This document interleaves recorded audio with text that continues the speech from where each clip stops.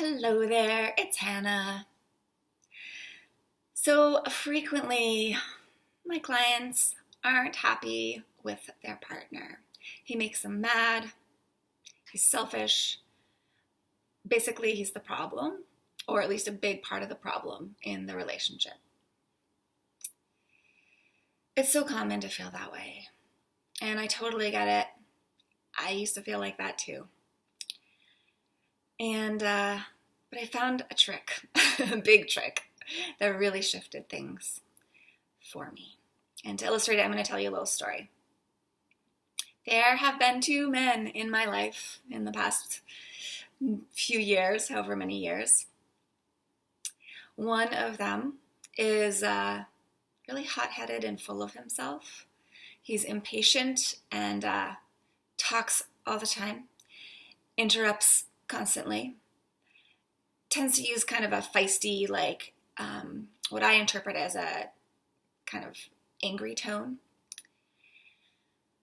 He doesn't do his part around the house. He doesn't do what I ask him to do in terms of chores and keeping things running smoothly in our daily lives. He's kind of impatient with the kids.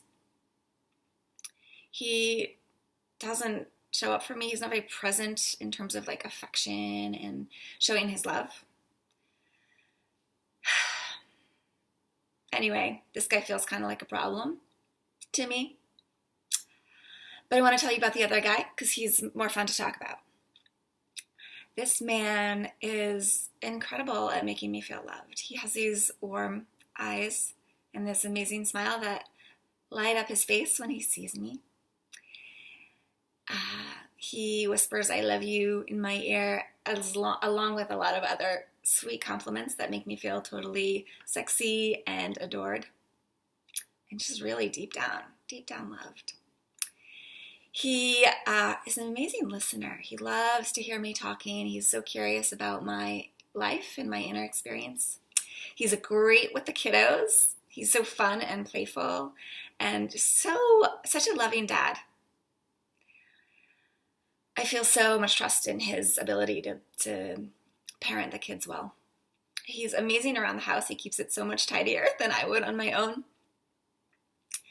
He does do special things for me, like bringing me flowers sometimes. And I could go on and on about this guy, but I don't want to take up too much of your time. Obviously, this man makes me feel so much happier than the other guy. And I feel so lucky to have him in my life. So you might have figured this out by now, but this man and that first bad guy, they're the same person. They're my honey, my man. The difference is how I am choosing to think about him, how I'm choosing to see him, and the perspective I have. So the way that we talk to ourselves in our heads, the thoughts that we think, the stories we tell ourselves, completely influence how we feel about our person. It's huge when we realize this. So for me, I still have the thoughts that he talks too much and doesn't listen to what I say or, is lacking or is too something. I definitely have those judgmental thoughts. They come up, but the difference now is that I don't buy into them. I don't believe them. I let them go and I choose to think the ones that actually bring me more intimacy and connection and love, that make me feel better.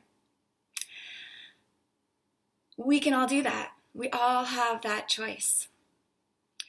The thinking that he sucks, that he's lame, that he's not doing enough for me, that makes me feel helpless and stuck in a relationship that's yucky.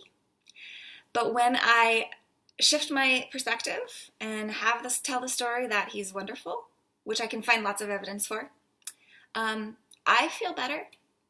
I feel happy. But also what happens is I behave more lovingly. I have more compassion and love to share with him, and he feels that and he responds with even more love and goodness.